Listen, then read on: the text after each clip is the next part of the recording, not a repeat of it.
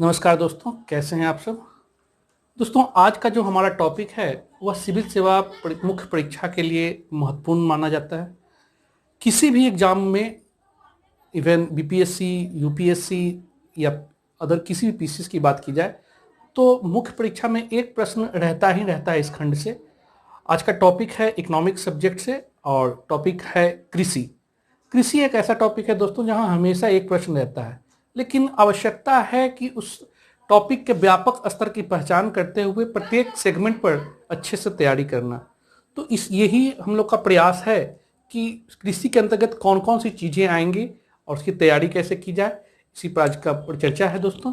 तो दोस्तों, कृषि के अंतर्गत जो हम लोग पढ़ेंगे उसके अंतर्गत हमने थोड़ा लिख रखा है कि प्रकार पहले पढ़ेंगे कि कृषि के कौन कौन से प्रकार हैं, यहाँ से प्रश्न बनाए जाते हैं, पूछे जाते हैं।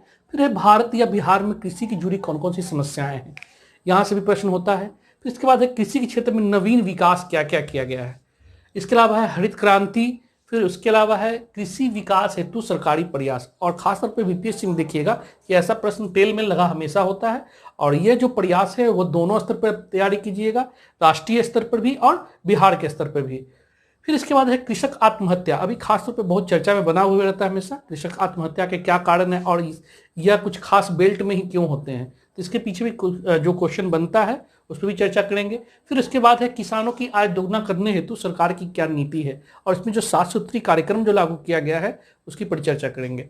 फिर लास्ट है किसान बिल और विवाद एवं समाधान। किसान बिल का विवाद अभी काफ़ी व्यापक स्तर पर रहा। जो तीनों बिल लाया गया है उसमें क्या क्या कारण थे और उसमें क्या क्या विवाद का विषय है, सरकार ने क्या क्या उसके लिए आश्वासन दिया है और यह क्या इसमें है, हम लोग आगे चर्चा करेंगे।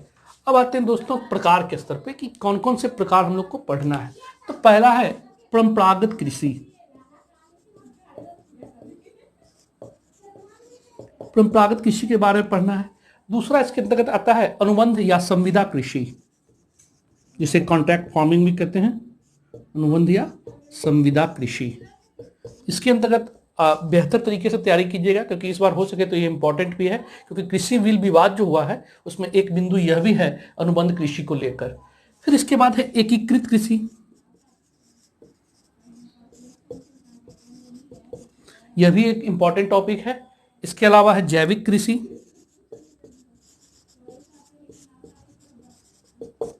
फिर इसके बाद हम लोग तैयारी करेंगे जीएम फसल। कुछ लोग जीएम कृषि के अंतर्गत भी रखते हैं इसे, तो जेनेटिक मॉडिफाइड जीएम फसल या कृषि, इसको भी पढ़ेंगे। और लास्ट है शुष्क कृषि।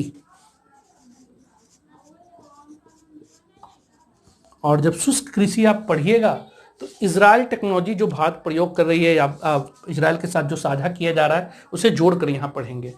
ठीक है दोस्तों, इतना प्रकार आप लोग को तैयार करके रखना पड़ेगा। इसका प्रत्येक सेगमेंट, हर चीज, परंपरागत कृषि की क्या आवश्यकताएं हैं, इसकी इसमें समस्याएं क्या है, इसके फायदे क्या हैं, तो ये सब चीजें आपको पूरा का पूरा देखना होगा।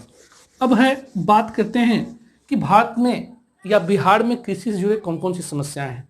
और ये समस्याएं इसीलिए होता है क्योंकि पूछा भी जाता है कि भारत या बिहार जैसे देश या राज्य जहां कहते हैं कि कृषि प्रधान होने के बावजूद निम्न उत्पादकता बनी हुई है, तो इसके पीछे क्या कारण है या कृषकों की बदहाली का क्या कारण है।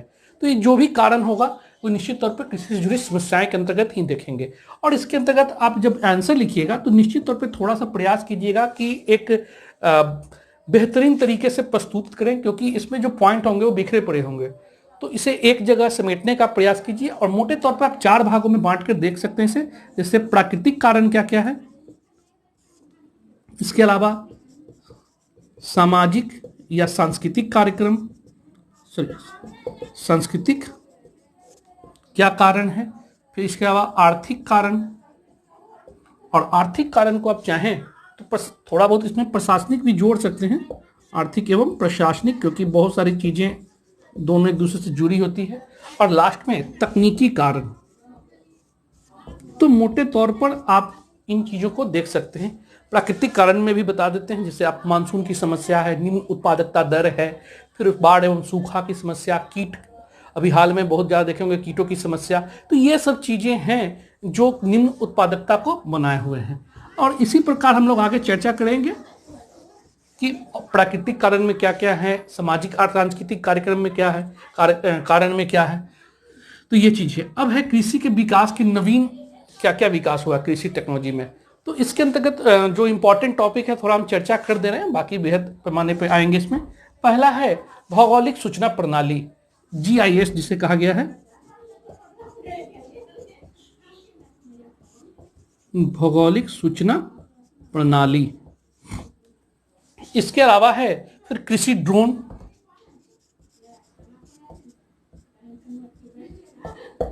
ठीक है दोस्तों। तीसरा जो टॉपिक है रेडियो आइसोटोप, इसका प्रयोग किया जा रहा है।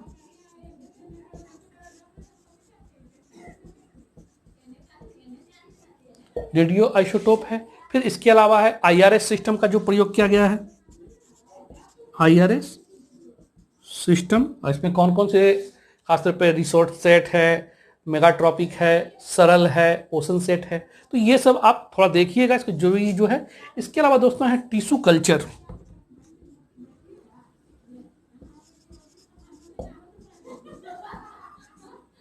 फिर अब दोस्तों एक बहुत इंपॉर्टेंट है कृषि सुविधा ऐप, इस तरह कृषि विकास ऐप, तो मतलब ऐप वगैरह पर भी आप देखिएगा, चैनल भी है बहुत सारे कृषि चैनल। और लास्ट में किसान रेल का जरूर उल्लेख कीजिएगा, जो पिछला बार लॉकडाउन में चलाया गया था। तो ये आप मोटे तौर पे देखें तो कृषि के क्षेत्र में जो नवीन विकास की जा रही है उसका जरूर हम लोग उल्लेख करते हुए पढ़ेंगे।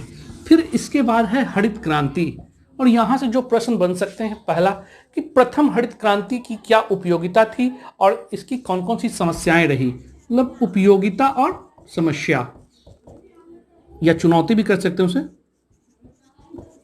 लेकिन ये प्रथम का। और दूसरा प्रश्न बन सकता है कि हरित क्रांति में द्वितीय हरित क्रांति की प्रासंगिकता, क्यों इंपॉर्टेंट है द्वितीय हरित क्रांति। तो ये दो टॉपिक हरित क्रांति से बनता है, आप इसे भी एक बार जरूर नोट में बनाएं।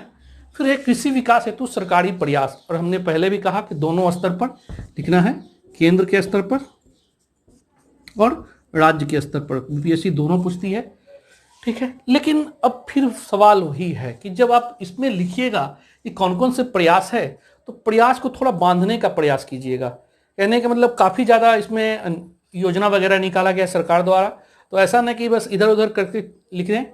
तो इसे थोड़ा सा समेटने का प्रयास, एक बेहतर तरीके से प्रस्तुत करने का प्रयास कीजिएगा। तो मोटे तौर पर अगर हम देखें तो इसे 3 भागों में बांटकर देख सकते हैं। पहला, प्रोत्साहन हेतु कौन कौन सी योजनाएं चलाई जा रही है,